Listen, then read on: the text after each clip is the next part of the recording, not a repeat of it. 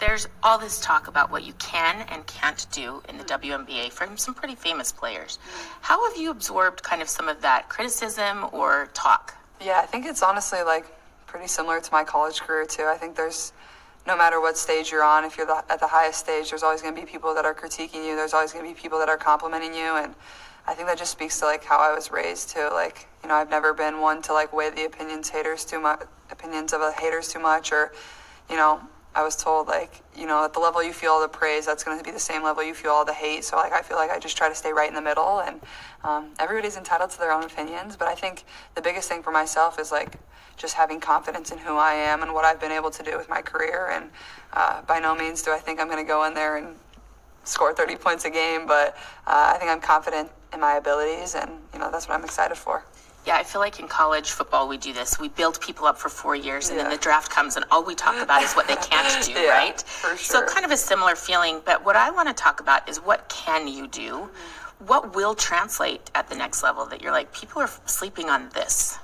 I think my passing, and I think that's, like, even the biggest thing throughout my college career, too, is, like, everybody always fell in love with, like, my shooting or, like, my scoring, but I've always been somebody that has loved to pass the ball. I think that's something I developed at a young age, just like being able to get my teammates open, be able to hit my teammates in transition. I love to play up tempo. I love to play fast. And obviously going to the WNBA, the talent level around me is going to be really, really good. So it should only make my job easier feeding them the ball.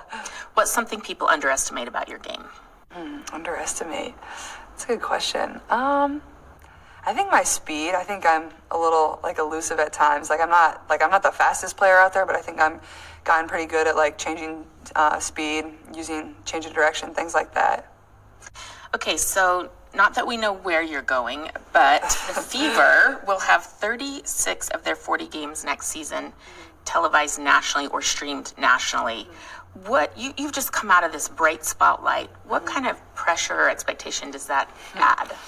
I think it definitely adds some pressure, especially like you're going to a new chapter of your life. You don't know really what to expect. It's different from college. Like, I knew I could play at the highest level with the, you know, greatest teams, the Blue Bloods of college basketball. Like, Iowa was always really good during my career, but, you know, this is a new chapter of my life and moving on and starting a fresh challenge. But at the same time, everybody's eyeballs are still on you. I think it presents a new challenge and a new pressure, but to me, like, that's exciting. That's what I signed up for. That's one of the reasons I left college, is like, I think I'm ready for this from a maturity standpoint, from a basketball standpoint. But I know, like, everything's not on me. Like, I'll have so many amazing teammates and vets to lean on and coaches to lean on, and that's what I'm excited about. But definitely makes it easy for my parents to watch games. They don't have to travel to Indianapolis like every single time, so that'll be nice. I did Google it. It's about a 5-hour drive though, so they can come 5 hours from Iowa City, about 7 from Des Moines, so works out pretty well. Perfect. The spotlight, I'm just fascinated, you know, being around you all year. Everybody wants a piece of you, you know, like, I just haven't seen something like this right now. How are you navigating that from a mental health perspective? I heard you talking about working with sports psychologists or team psychologists. How are you doing it? I think that's super important. And those are people I meet with basically every single week. I think there's a lot of people that always check on me and make sure I have what I need, because, you know, it can be a crazy time. I think getting off social media is also very healthy, like, especially during our NCAA run, like, things just get so wild. You don't need to be on there reading stuff.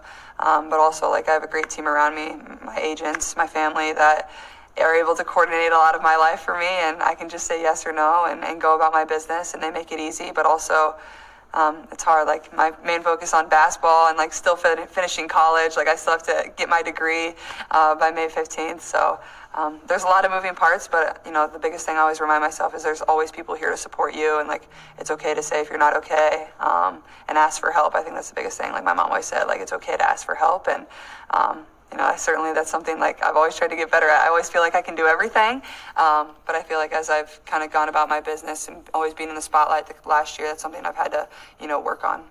Do you ask for help? Yeah, totally. I mean, I think the thing I loved about the University of Iowa is, like, they provide you with so many resources, whether it's, you know, mental health resources, whether it's tutoring, whether it's nutrition, whether it's massages. Like, they have every single thing for you. I think that'll also be important going into my pro career, is like having all those resources and access to help me be the best I can be in every area of my life. And you know, I don't want to be just the best basketball player. Like, I want to be an amazing person in everything I do. So I think that's super important. Okay, let's talk about the basketball part. I want to know, what does your training look like from when you finished your college career till training camp? What are you doing every day? What's the training going to be like? Yeah, it's been like a week now since it's ended, and I honestly haven't touched a basketball, and I think that's honestly been kind of healthy for me. I think, I've been lifting weights, I've been running, staying in shape, but the college season definitely wore me down a little bit, so I think just getting out of the gym for a second and resetting your mind, and once the draft's over, I'll go back to, working out and playing basketball every single day, and I think at times it's like, oh my gosh, I need to work out all the time, because that's how I'm driven, but I think the healthiest part is, I do need a little break before I go into this season, because I'm going to be playing basketball for a year straight. Like, that's the biggest thing. Going from college basketball to pro basketball is like, people don't understand the quick turnaround. We're going to be playing my first game on the day I would have graduated college. So, I think resetting my mind, but also staying in shape, and, I'll get back to it after I get picked on Monday. Your mom said she's trying to get you to quit worrying about your grades, but that you are insistent on finishing college with my A's. My mom wants me to text my professors and say I'm not doing school anymore. I'm like, no, that's not how we're doing this. You're going out with straight A's? Yeah. What do you got, straight A's? Yeah, basically. I'm like, I didn't do all this work for nothing. I can't slack in my last semester. Competitor. I've seen it myself. How do you describe what makes you so unique as a competitor? Yeah, I think the biggest thing about myself is I'm completely different off the court than I am on the court. When I step in between the lines, I'm there to kind of kill. That's my mentality is you just want to go out there and be the best. You want to beat whoever's sitting, on the other bench, no matter who it is. I think that's the biggest thing. You look over there and you just want to win so bad, and you're going to do whatever it takes to get there. And I think that's honestly the biggest thing I'm most proud of throughout my career is just my maturity to evolve through, bad games, through bad emotions, and be able to channel that and still find ways to win. I think that's the biggest way I grew my junior and senior year, and I think that allowed us to win a lot more games, for us to have a lot more success, and that's honestly what I'm most proud of.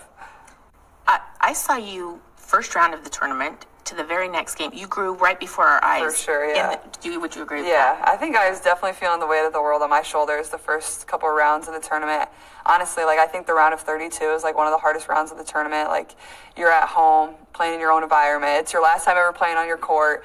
The crowd's going crazy. You're supposed to win, but the team you're playing is a top 25 team. So we definitely played really tense. I definitely played tense, but by the time we got to Albany and obviously Cleveland, I felt like we just kind of played free and had a smile on our face and had a lot of fun. You have a lot of confidence yourself. You keep talking about the work that you've put in. What is your expectation for yourself in the WNBA? I think my expectation is to be one of the best players in the world one day, to be the best player, one of the best player in the world one day. I think I wouldn't expect anything less than that. That's just kind of, how I go about my business. And I think if I didn't expect that, people around me would be like, you're selling yourself short, because that's how much they believe in me, but also they know how much work I put in.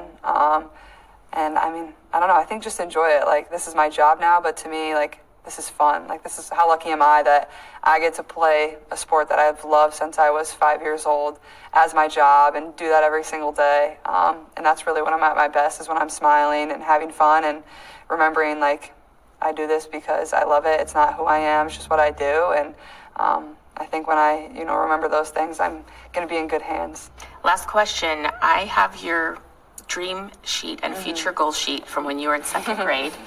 The number one dream was what? Go to the WNBA, yeah. So what does this feel like that you are on the precipice? It's pretty special, and looking back at that sheet, obviously I've been able to check off a lot of those goals, and to be, a couple days away from, checking off another one is pretty special, and I know it'll be special for myself and my family and friends, and, just trying to soak in every single second, because, you only get this one time, and it's going to be really cool.